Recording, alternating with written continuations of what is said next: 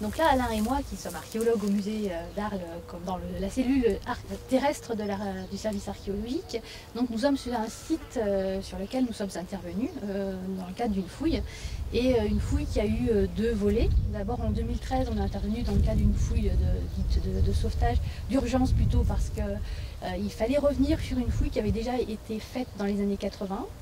Et cette fouille des années 80 avait révélé des belles maisons romaines avec des mosaïques qui sont dans les collections.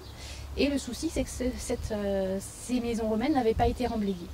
Donc, presque 30 ans plus tard, nous sommes revenus pour redégager les vestiges correctement, les redocumenter et ensuite assurer le remblaiement du site. Parce que Alain pourra vous le dire, le remblaiement du site est aussi une phase importante du travail de l'archéologue. Et ce travail de phase de remblaiement, Alain l'a assuré notamment pour protéger les vestiges.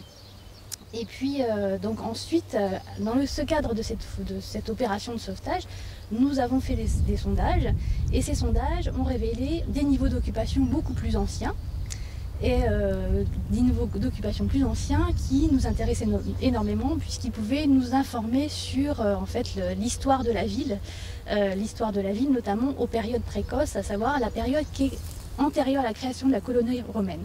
Et surtout, ces vestiges étaient associés à des peintures exceptionnelles dans un état de conservation remarquable, puisqu'on avait pu en observer les bribes sur une hauteur de 1 mètre. Donc au regard de cette découverte faite au départ dans le cadre d'une fouille d'urgence, une demande de fouille programmée a été déposée pour explorer ces niveaux archéologiques anciens, niveaux archéologiques qui allaient nous renseigner sur les prémices de la ville romaine, sur une rive qu'on pensait inoccupée et qui allait nous révéler des peintures exceptionnelles. Donc ce terrain, aujourd'hui, il est remblayé parce que l'une des phases du travail de l'archéologue, la fouille n'est qu'une étape dans le travail de l'archéologue. On est intervenu en 2013 donc, dans la caille de fouille de sauvetage, d'urgence, et entre 2014 et 2017, dans le cadre de la fouille programmée. La fouille programmée s'est arrêtée fin 2017 et puis ensuite nous avons remblayé le terrain pour assurer la protection des vestiges. Et donc là sur le terrain, justement, un remblai a été apporté qu'on peut discerner par la différence qu'il y a dans la végétation. La végétation beaucoup plus grillée correspond au remblai qui était un remblai plutôt fluviatile. C'était toi. Oui, voilà, ce sont des galets, c'est des sédiments de rivière qui ont été ramenés là, parce que bon, forcément quand on remble un terrain, l'idée c'est simplement de le laisser propre. Alors il ne faut pas mettre des terres polluées bien évidemment, mais remblayer ça coûte de l'argent. Donc il faut récupérer des matériaux. Donc là c'est de la terre et des galets qui viennent d'une rivière, donc ça a permis de pouvoir boucher le trou, sachant qu'en dessous, quand on va remblayer un site archéologique, l'objectif c'est de le préserver pour pouvoir le transmettre aux générations futures. Ici, les travaux qui ont été faits dans les années 80 ont été réalisés au départ parce qu'il y avait un projet de lotissement. On voulait construire ici des habitations. Donc les archéologues ont fait des sondages archéologiques, ils ont fait des tranchées qui ont révélé la présence de ces maisons, on y reviendra. Donc, ce qui a présidé à l'organisation de ces fouilles archéologiques et au fait que finalement, on voit bien qu'il n'y a pas de maison, tout simplement parce que si on veut construire, on doit détruire. Construire, c'est détruire les vestiges archéologiques. Alors c'est un travail que font les archéologues au quotidien, puisque nos collègues qui travaillent notamment dans l'archéologie préventive vont intervenir dans le cadre de la construction d'un supermarché, d'une autoroute, d'une ligne ferroviaire, ce genre de choses. Et ces constructions vont totalement détruire le site archéologique. Donc là, ce sont les archéologues qui s'occupent, entre guillemets, de cette destruction, qui est une destruction intelligente. Donc on va documenter tout ce qu'on va trouver, on va prélever des éléments, on va étudier, on va essayer de connaître l'histoire. Et finalement, le site en lui-même ne sera pas conservé. Ce qu'on va conserver, c'est la mémoire de ce site. Donc le travail des archéologues va permettre de garder, sous la forme d'archives, un peu de matériel archéologique qui va être conservé dans des réserves des musées, la trace de ces éléments qui ont totalement disparu. Ici, ce n'est pas le cas. Les travaux d'aménagement ont été suspendus du fait de la découverte de ces vestiges et le terrain appartient à la municipalité.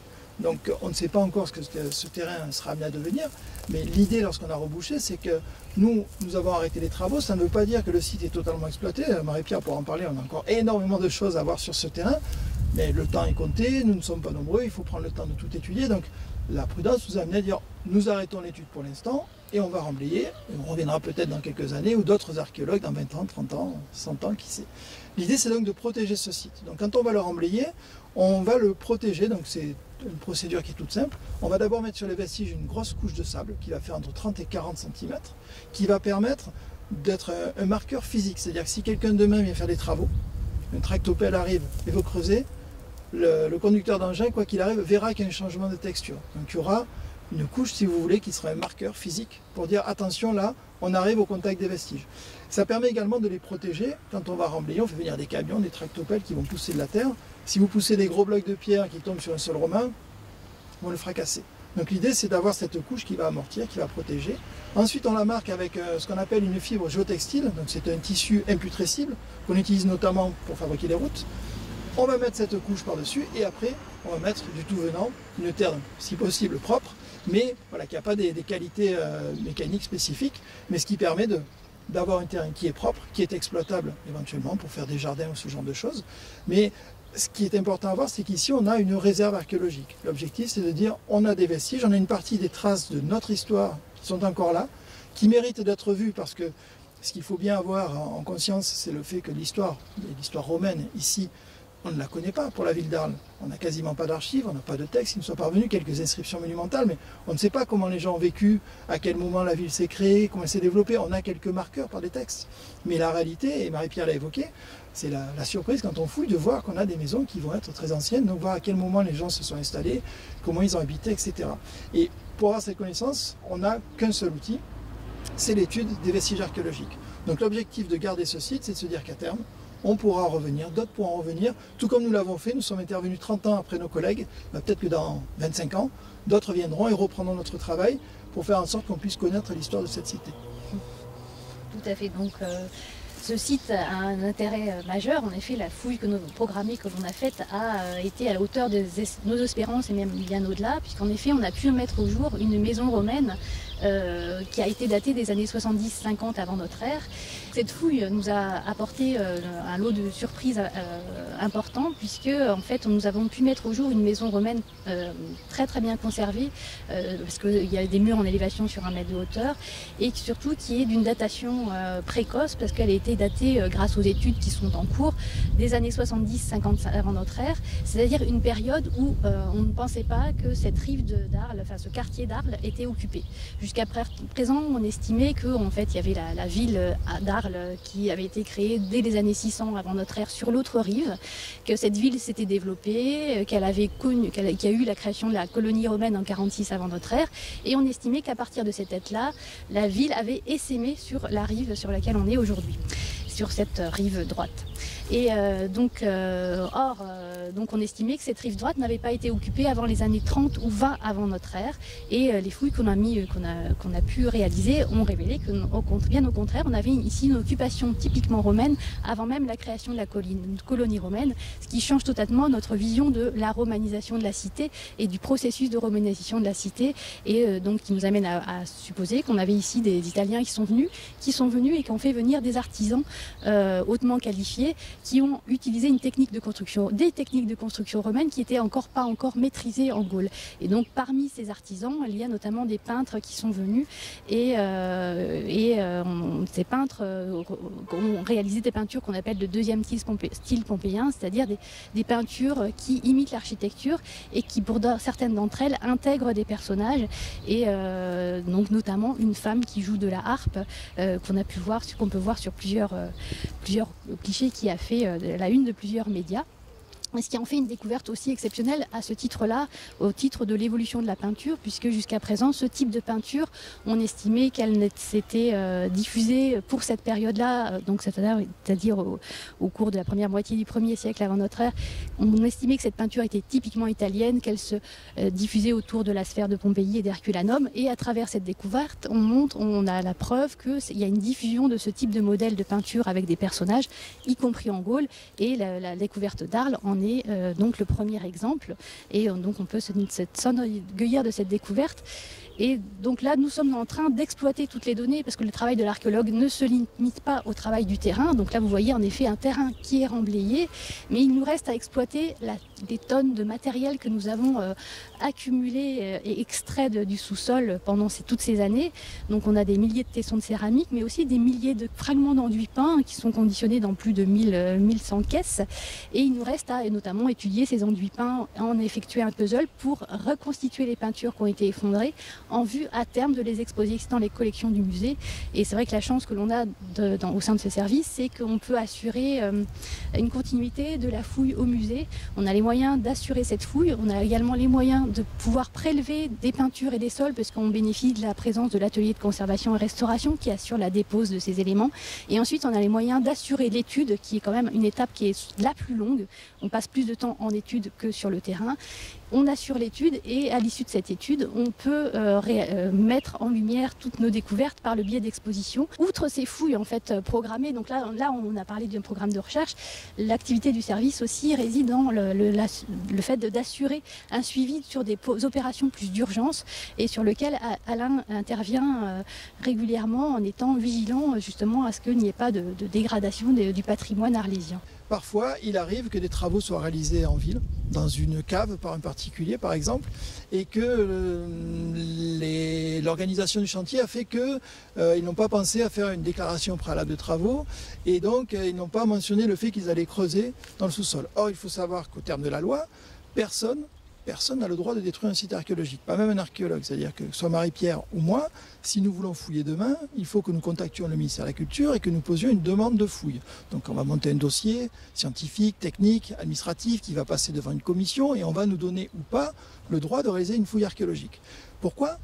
Pas parce que les archéologues veulent garder leur précaré et garder les vestiges pour eux, simplement parce que pour connaître un site archéologique et pour le comprendre, surtout quand on va le fouiller, il faut avoir des connaissances. C'est un peu comme un chirurgien, si vous voulez, qui a une bonne connaissance de l'organisation interne du corps. Si Marie-Pierre demain dit « tiens, je vais ouvrir un corps et puis je vais aller voir ce qui se passe au niveau de l'estomac », elle va voir qu'il y a des organes, mais elle ne va pas avoir la compétence pour savoir ce qui se passe. L'archéologie, c'est un peu la même chose. Quelqu'un qui creuse va forcément voir s'il y a des murs, des sols, mais peut-être pas comprendre. Donc ce sont les archéologues qui vont faire ce travail. Donc dans ce cadre, il est interdit de détruire un site archéologique, donc on peut le faire, mais il faut d'abord qu'il y ait eu une étude préalable réalisée par les spécialistes. Donc parfois, il arrive que des travaux soient engagés en ville, travaux de voirie, encore une fois un particulier qui va faire des travaux dans sa cave. L'archéologie n'a pas été prévue, et donc il nous arrive d'intervenir à ce moment-là pour essayer, si vous voulez, de sauver la situation, faire en sorte que les gens puissent faire leurs travaux, parce que c'est important, on est tous conscients du fait qu'il faut que le monde avance, que notre société progresse, et il faut des routes, il faut qu'on puisse vivre chez soi. Mais en même temps, il ne faut pas détruire le patrimoine archéologique. Donc on va faire des fouilles d'urgence en essayant de ménager la chèvre et le chou, donc rapidement intervenir, étudier ce qui doit l'être, voir ce qu'on peut se permettre de détruire ou ce qu'on va sauver. On fait ça en collaboration bien évidemment avec le ministère de la Culture, et donc on va étudier des sites très ponctuellement, et c'est comme ça qu'en ville on a pu apprendre des choses, par exemple sur le développement du rempart tardif de la ville, ou sur l'extension de la cité vers le quartier du cirque près du musée, parce que ponctuellement des gens ont creusé chez eux, nous ont accueillis et qu'on a pu mettre en place une collaboration avec eux, travailler. Donc ça nous donne des petits timbres-postes, parce que forcément fouiller dans une cave qui va faire 8 mètres carrés à l'échelle d'une ville, c'est pas grand-chose, mais ces petits timbres-postes mis côte à côte, petit à petit, nous permettent de connaître mieux l'histoire de cette cité, comment elle s'est développée, comment est-ce qu'elle a régressé.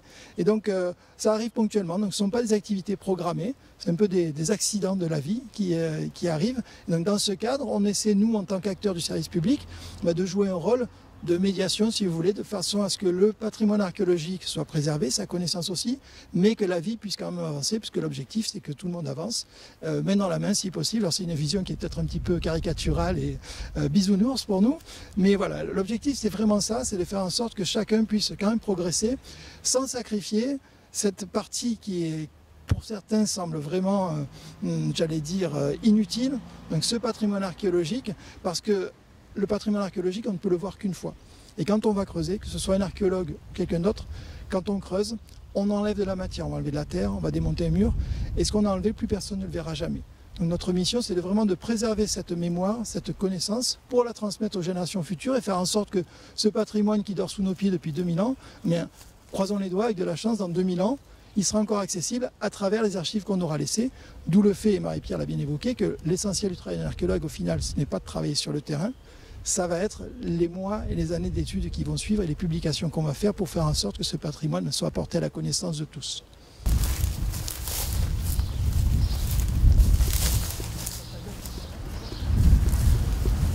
Donc là, on est devant des panneaux parce que l'une des missions de l'archéologue, c'est également d'assurer des médiations et de la communication. Et donc, c'était nos supports de communication pendant les fouilles que nous menions sur le terrain avec Alain, et donc qui assurait régulièrement ces visites auprès des différents publics, que ce soit des scolaires mais également de grands publics ou des spécialistes parfois également.